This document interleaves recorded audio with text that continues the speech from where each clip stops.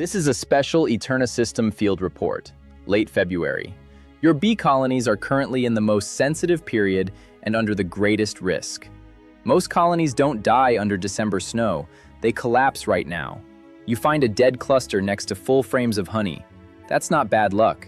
It's the direct result of a catastrophic mistake in conserving heat and managing hive microclimate. We've moved from the phase of bare survival into the phase where the bees are critically short on food and energy. A bee colony is a living organism that generates its own heat.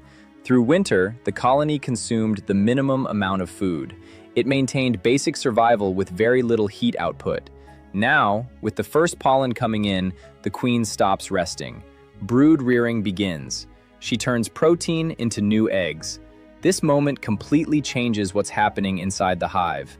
For brood to develop at all, the central area of the cluster must reach a temperature of 34.5 to 35 degrees Celsius, with not a single second of interruption. In December, the bees were heating only themselves. Now they have to heat a much larger space, while the outside temperature is barely above freezing. Open brood is the greatest workload for the bees. It immediately becomes pure consumption of your stored food reserves. Each larva requires over 100 visits a day. The old bees are wearing out, and new ones aren't here yet. Let's put that into numbers. Food consumption now rises sharply.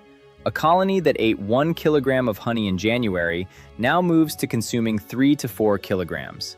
But honey in this story isn't just food. It creates a serious moisture problem. The consumption of every kilogram of honey releases exactly 1 liter of water inside a closed hive. Nature's rules are harsh.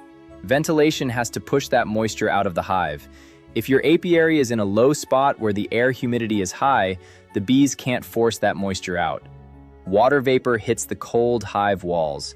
It condenses and drips straight back onto the cluster. A wet bee loses heat far faster. The colony loses its ability to stay warm. It burns 3 times more food just to dry its own space. That brutally drains the reserves in the bees' fat bodies and shortens worker lifespan by 15 to 20 days. That's why you find dead bees next to full frames of food. They died from complete exhaustion, not from starvation. The main risk right now is sudden temperature swings. Bee biology blindly responds to a fall spring. The queen increases egg laying with the first multi-day warm spell. But February and March are deceptive months. When a cold wave returns, the bees physically can't cover that prematurely expanded brood area. The cluster tightens to survive. Brood on the outer parts of the frames chills and dies. The colony then irreversibly loses a huge amount of invested food and precious protein. That's a direct path to immune collapse and chalk brood. The second risk factor is a lack of incoming resources from nature combined with high consumption inside the hive. Workers have to fly. Water is absolutely necessary to dilute old honey and produce brood food. Flights in cold wind take a brutal toll. Flying requires enormous fuel. Each bee carries 8 to 10 milligrams of honey just to have enough energy for one flight. Every bee that doesn't return is a direct loss of workforce for your colony. If the bees bring in only 300 grams of pollen instead of the minimum 500, that creates a shortage of 800 grams of protein in the coming weeks. The result is an unrecoverable gap in bee generations. Colony health is a simple equation: total available food minus the energy spent on constant stress. The third, and often the most destructive factor, is human error. Opening hives in early March is like making a scalpel cut into a sensitive hive the bees have perfectly sealed for winter with Propolis. That action instantly breaks the heat seal that protects the temperature.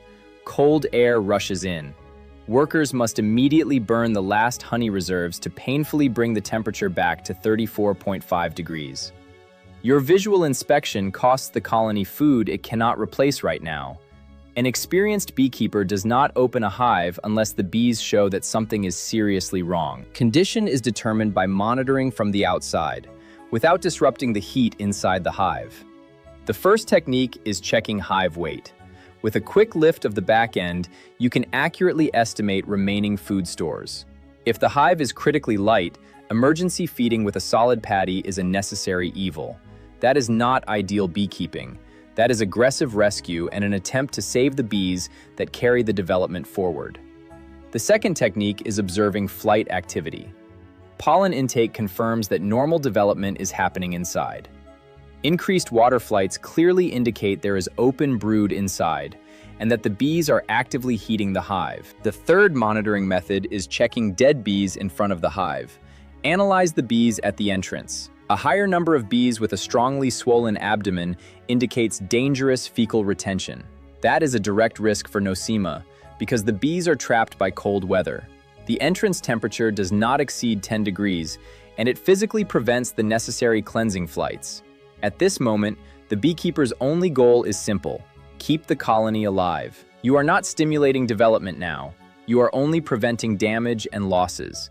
Every gram of food the bees save today turns into dozens of capable workers in April.